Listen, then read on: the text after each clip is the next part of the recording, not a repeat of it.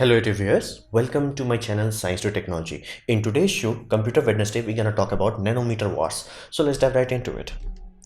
Now first we have to understand the whole architecture, basically what exactly is a processor. So processor starts with instruction set architecture or ISA. There are generally two primary ones, one of which is x86 from Intel and made by Intel and AMD. Then you have ARM, which is made by ARMS Holding, which is manufactured by many other companies including Apple at this point in time. So this instruction set architecture is the hardware layer. So if you want to understand the whole stack of whatever you use in your daily life, be it your mobile phone or be it your computer, it starts with application. This is what you interact with. Then what will happen if you take apart application? You will reach its algorithm. You take that apart, you will reach into programming language. You tear that apart, you reach into assembly language. Then you tear that apart, you have reached at what we call as machine code. Now this is where the software ends. At this point in time, you are at what we call instruction set architecture, ISA, hardware category. Inside that there is micro architecture. So whenever you talk about Intel making basically Coffee Lake or AMD making Zen, they are talking about their micro architecture, because you have to understand they can't change the instruction set architecture. It has to be compatible. So they temper a lot of things in this micro architecture layer while still following the rules, but they like to quote unquote rearrange things, reorganize things or improve things. So that generally happens at micro architecture level. Now what will happen if you tear apart micro architecture? You will enter the stage what we call gate and registers. Now gate and registers are basically simple things which actually make quote unquote logic gate, memory address. Like these are systems like AND gate or OR gate. It's not something that exists on its own. They are collection of systems. Those systems have registers and transistors and all that jazz. So at the lowest level you are talking about device transistor, and whenever you are talking about nanometers, you are talking about something that is directly affecting the transistor. Now there is no standard definition how exactly that is defined. So some people will say the whole unit would be nanometer, measured in nanometer. Somebody will only measure the gap, somebody will only measure like the average of the system. Let's say most of the things are made like core transistor are made in 7 nanometer, but let's say the registry address basically for cache memory and all those jazz, those are made in 10. They will average it out and say let's say 9 nanometer. But you get the point. Like this is complicated simply because there is no universally agreed upon standard nanometer definition. But whenever you are talking about nanometer, you are generally talking about this layer. And to give you a context of like how long it took us to get to here, it's good to understand the whole timeline so you have a thorough concept of it. We started with around roughly 10 micrometers. Now micrometer is a small enough where it's difficult to see by eyes, but with a good microscope you should easily able to see it. And it started in 1971. We reached micrometer, 10 micrometer. Now to get inside a micrometer, aka 1 micrometer is equivalent to 1000 nanometer, we reached 800 nanometer. Basically we broke through the micrometer barrier in 1987. Then we removed 10 from it, so we were like 800, then we came to 700, then to 600, we came down like, and it took us a lot of time. And in 2003 we reached 90 nanometer. Basically we broke through and we removed 10 from our nanometer system. Then 32 nanometer was like the time when I bought my first computer, 2009. Again, my computer does not have 32, I think it has 44, because again I was not buying the most latest and greatest.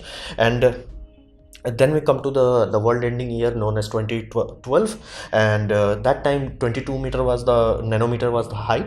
Now in 2018 7 nanometer was achieved. Now be mindful, this is a very big achievement simply because now we have removed another 0. Basically we removed 10 in 2003, and now we removed one more 0 in 2018. Basically at this point we are measuring things in single digit, and 5 nanometer finally reached early stages of market production in 2020, so just 1 year ago. So at this point in time, every manufacturer, every developer, whoever is working on this, they are aiming for 2 nanometers in 2023 to 2025. That's the aim of this. So basically we will shrink this puppy to as close as possible to 2 nanometer or even 1 nanometer. So this is what we are talking about here. Now there are idiotically large amount of difficulties that have to be overcome, like ludicrously amounts of difficulties there. Think of it this way: if you watch any old Intel presentation, many of them are scattered throughout the web, you will see that they were talking about like, hey, we have 14 nanometer, we have developing the design of 10 nanometer. By 2017 we will have 10 nanometer in the market, which did not happen. There is a lot of complexity here. Now think of it this way: lithography, the actual process of making these processors, they are idiotically expensive, and the machines that are required, these machines are guarded like as seriously as you can, because that is the trade secret, how the heck you actually manufacture that thing. So that lithography machines are ludicrously complex, and their cost goes exponentially higher the more smaller you want to make the processor. Because you have to, in early days we could have started with ultraviolet laser, super easy to do, manage to work with red laser, then we reached to blue laser. At this point in time, the modern processors, they need ultraviolet laser, and you're like, dude, it should be very difficult to reflect ultraviolet laser. Yes, it is, that's why it's so expensive. So lithography is like, while we are developing the technology, and today's technology make let's say 1990s technology look like a jump change, but again it's still a complicated system. It's not just like press button done, it's a very complicated process, and that machine itself could take years to develop. Then designing something is rather easy, like designing something in computer or even making one or two prototype is super easy, because Intel, AMD, Nvidia, every simple company had a lot of basically technology where they're like, this is 14 nanometer, this is 7 nanometer, this is 10 nanometer, whatever have you. They already built those things. Those are not that difficult. However, the complicated the design you make it, the harder it becomes to mass manufacture it. So it goes from like, okay, let's say I'm gonna mass produce it, barely we're gonna have like, let's say for every 1,000 piece made, one or two of them would be defective. The moment you make it complicated, you could have a scenario where it's like every 1,000 piece made, 100 would be defective, and that is a very serious issue, and it has always been there with silicon industry. So you have to be very mindful. So that's why like many companies are like, we designed it but we could not manufacture it, we designed it, we could not stock it, because the the yield rate was very low.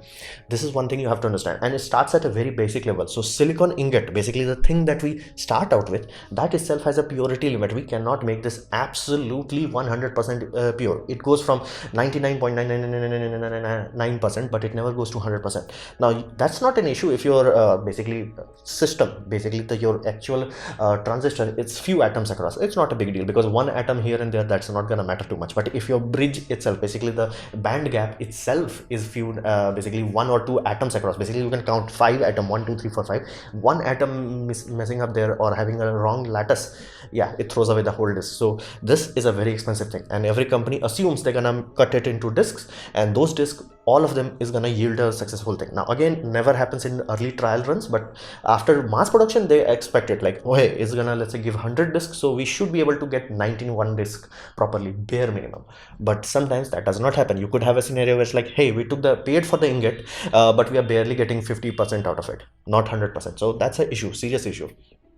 And the more the complicated the circuit is, basically the light part, the lithography part, if it's becoming more and more complicated, the error rate will go up, because again, it's not magic. It's like you're gonna talk to a lithography machine and it's like, bro, give me basically 1 billion transition. It's like, bro, I got you back. It's like completely comfortable designs at almost 99% efficiency, as in like failure rate wise, it's guaranteed success. And then the moment you talk to it, it's like, yeah, that's not enough, let's make it 10. It's like, bro, 10 billion process basically transistor nodes, that will have errors, that will have it. It's not a question of whether it could have error or not, it's question how many errors gonna have, and that does happen. That's causes what we call wastage. Basically you made this system and it's not working as expected, so you will have high error rate there itself. And then we come to the another aspect is like, if you are starting to make it too close, even minor imperfection ends up in a scenario where electron starts to leak, constantly leak. Now even though these things are what we call digital logic on off, there is still a basically a transition layer, and as they wear down over time, it will have a scenario where that transistor is not going to off state, it's always remaining in on state. It does happen, it's a issue, serious known issue, and it becomes more and more problematic the more smaller you start to make them. So at like large scale, you have more than enough redundancy. The moment you start to make them, it's like minor failure, a minor fault, done, the end, scrap the processor. So these things are serious issue. And then there is a physics law.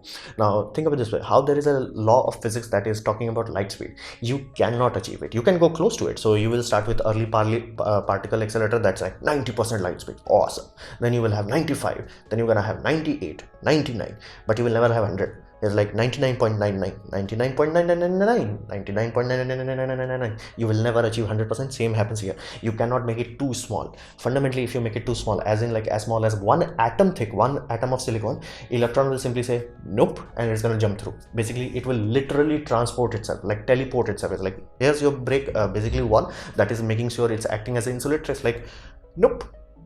It happens, like it's a real thing, real transportation teleportation happens at that level. So that's a quantum level law. We cannot bypass it, we cannot break it. We try to re-engineer around it, but there is a limit to that. So there is a fundamental limit how small we can make those things. and if you try to go any closer, you will end up in a scenario where your semiconductor behaves as a conductor, not as a semiconductor. So that's the inherent physical level difficulty that we have to deal with. Now, what's the effect of this? Well, the effect of it is, if we are doing all those things correctly, once we figure things out, once we figure out how to design the system, how to reduce the wastage, how to improve yields, it should give us faster system, because electron travel path from a point A to point B would be smaller because it's physically smaller. Then it will be much more efficient. Again, the total travel length would be much less. Then it would be cheaper. Now you're like, wait a minute, how the heck it became cheaper? So it became cheaper because that silicon disk, that's that ingot is the most expensive part. And if you are putting that disk into a machine that's going to make processor in that, and because the smaller that processor becomes, the more you can jam into that disk. So let's say 100 millimeter disk wise, you can make 10 processors. Now you made it smaller, now you can make 20. Again, the cost of basically cost of silicon is fixed, so now you can make twice as much in the same amount of material. Now you make it even smaller. You can see how it works. Now this is one of the unique factor of silicon industry, that all these three things can be achieved at the same time. Because if you talk about avionics, basically aircraft industry, and like, hey, I want a fast jet, they're like, awesome, we got fast and cheap. Now you're like, no, I want fast and I want fuel efficient. They're like, awesome, but it's not gonna be cheap. Or you're gonna be like, hey, I want cheap and I want basically efficient. They're like, yeah, forget about speed. So you always have trade-off. But in silicon industry, we are lucky, so at this point in time we can achieve all three. It's like, no, it's gonna be cheaper, it's gonna be more efficient, and it's also gonna be faster. Enjoy. So that's the luxury of this. Now it also allows us to compare two similar products. Basically, do not cross compare. Basically, you cannot compare a ISA structure that is different. Basically, if you're talking about x86, you have to compare it to other x86. You cannot compare x86 to ARM architectures or RISC-V architectures. So this is one critical aspect. And because of that, it allows rough level comparison. It's not absolute comparison, but it does have some value. It gets a lot of marketing push. Basically, you will have the most powerful artificial intelligent ever, world's first 7 nanometer AI chip, that is like in Kirin 980. Then you're gonna have Apple first 7 nanometer chip. Then you're gonna have AMD, which is gonna, like, first 7 nanometer desktop chip and all that jazz. So you get the point. Like, this is significant enough that a lot of company puts a lot of marketing effort into that, and many times it does act as what we call unique selling point. So you may be like, hey, if these two processors are more or less the same, I will try to buy this basically the smallest node possible. So if you have two processors, as let's say 7 nanometer and 5 nanometer, and both of them are exactly same in every other aspect, you may be like, hey, I'll just buy 5 nanometer. So there is some serious marketing effect of that. Now let's come to the reality, not the marketing part, the real aspect of it. It's one factor, absolutely. It's not the only factor. Does not mean, like, if you take a processor and you're like, I'm gonna make it 3 nanometer, does not mean that processor by default magically becomes better. This is one thing that we have to understand. On top of that, it needs a lot of polish. Basically, how you are implementing the actual physical hardware. If you have a poor design, heck, let's say you have each transistor that are spread out like old system, the travel time would be so high, it would be like, yeah, it's wasting, it's not working at peak efficiency. So that is one critical aspect. And then ISA plays a very critical role, and that's why your mobile can do so much that x86 would require like 3 times the power consumption to achieve that, because ISA is the main thing. Now micro architecture, where AMD works, where Intel works, where Samsung works, where Apple works, where Qualcomm works, these things can make or break a system. You could literally have a scenario where, like, Samsung is like, we have this Exynos system, and everybody laughs at it simply because, again, it's not implemented properly, and you have to have the whole idea that whole pipeline has to be well done from application layer, because again, that's what you interact with. It does not matter, hey, this processor that's like, latest and greatest is a 3 nanometer. It does not matter if the software stuck on it. So that's the whole point, and that's what basically very good about Apple. They integrate that whole pipeline properly, whereas, like, no, we're gonna make sure it does not matter whether we have the latest or greater processor, we're just gonna make sure it works actually. So that's one thing. And it has happened in the past where AMD tried to do something and their poor implementation made basically older system with a larger node size look better. So it is a very critical aspect, that whole pipeline has to be done properly. Now, generally, because of the ludicrous complexity involved in these things, we generally have two steps. Step number one, die shrink, basically shrink the goddamn technology. So generally we'll take the old design, optimize it for the lower shrinkage size, and then just gonna make it. So basically take the 12 nanometer process, shrink it to 7 nanometer, again redesign the pathways and all that jazz, and that's it. That's how you're gonna make it. And then you're gonna do what we call refinement stage. Intel used to call it tic-tac strategy. So basically they're gonna make a 14 nanometer and then they're gonna refine it, call it 14 nanometer plus. Then they're gonna make 10 nanometer and they're gonna refine it, 10 nanometer plus. So same thing will happen with AMD also. So they will start with Zen 2, which is 7 nanometer, and then they're gonna launch Zen 3, which will be 7 nanometer plus. Basically, this time they would have refined it. So this is a common thing where you're gonna have a die shrink and then you're gonna have refinement. So generally the first generation of a product is not that good. Basically, if you take 7 nanometer Zen 2, while it was really good, it was still not beating the crap out of Intel. To do that, it needed Zen 3, it needed design improvement also. So that's the reality of it. Now what we can expect in the future. Now one thing you have to understand at this point in time, let it be very clear, is that there is a lot of life left in silicon, like a lot. Do not think about it, do not worry about it. There is like more than enough life left in it that, oh, we have to look for silicon's alternative. Yeah, that not even close. We are like at least comfortably 2-3 decades of life left in it. It's like, bro, relax, we got this. Like a lot of there. And the primary reason for that is design improvement in an ISA implementation. Think of it this way, like how the heck Apple made M1. Now nobody's gonna complain that M1 is like, you know, only 5 nanometers. The only thing people are looking at is like industry leading performance per watt. How the heck it's achieving that? Because it's optimized, the design is fine-tuned. They sat down, figured it out, like what the heck you want to do, how the heck you want to do it. Is like, hey, a lot of people watch a video, it would be beneficial for us to have a dedicated processor, microprocessor, quote unquote, inside the main processor to take care of that. So you have media encoding and decoding engine. That's like, I got this, I'm gonna take care of H.264, H.265, I'm your guy, I'm gonna take care of that. Then you will be like, hey, a lot of data needs to be traveled from point to point. You're gonna have like your Thunderbolt controller, independent circuits, like that's my job, I'm gonna take care of that. Then you could have a scenario where, because image processing is nowadays such an important thing, have a dedicated system for that. Encryption system, encryptions are a taxing complicated thing, so do not have a processor do it, have a dedicated chip taking care of that. So that's just design improvement. And the easiest way to see that is like, take example of Zen 2 versus Zen 3. Now in Zen 2, they realized that 16 nanometer, I'm saying 16 megabytes of L3 cache size was good enough, because if they made it bigger, the bigger the cache size you make, the higher the latency gets, like simply because it has to read through larger address size. So they're like, yeah, that's not good enough. Now that was Zen 2. They made the structure smaller and then they shipped it to customer. They learned from the experience and they're like, okay, this time we're gonna make 32 MB cache. Now this is inherently, it does have a compromise, but it works so efficiently. The fact that so many cores can easily take data from point A to point B and does not have to quote unquote hop over from one to another, it made performance improvement on a drastic level. Same 7 nanometer and they got around 14 to 15% improvement just on design improvement. That's why I'm saying, like, there's a lot of design improvement. Even if, let's say by 2025, not 2025 is too early, let's say by 2028 we have 2 nanometer and like that's it, 2 nanometer, we cannot get any smaller, does not mean our processor will stop evolving. There would be a lot of room in design improvement, and that's inside a processor. How the heck how many processors you have, how do you integrate all that thing, that will also matter. Think of this way, like the sole reason M1 is so good is integrated. What if some company comes along and exceeds this integration, like RISC-V is like, hey, Western Digital is already using the RISC-V architecture to make it a memory controller, where it's gonna, the main processor talks to the memory controller talks to the flash chip. So that is there. What if somebody makes a processor that's like, dude, just bolt on flash chips, don't think about it. It's like the processor itself has the memory controller. How about some other one who figures out, hey, the display driver, I want to that, like imagine that also being created into a processor. So you could have a scenario where everything is inside one, like it will make M1 look like, a clunky mess. It had so many things, man, it had this and that, so messy. RISC-V, man, it has like everything put into the same place. So again, we have lot of room of improvement left. Now be mindful, this is not going to happen overnight. I'm not even expecting first mobile phones of RISC-V to reach market in like at least 10 years, like, and that's also if things go accordingly. If ARM fixes their pricing strategy, it may not happen.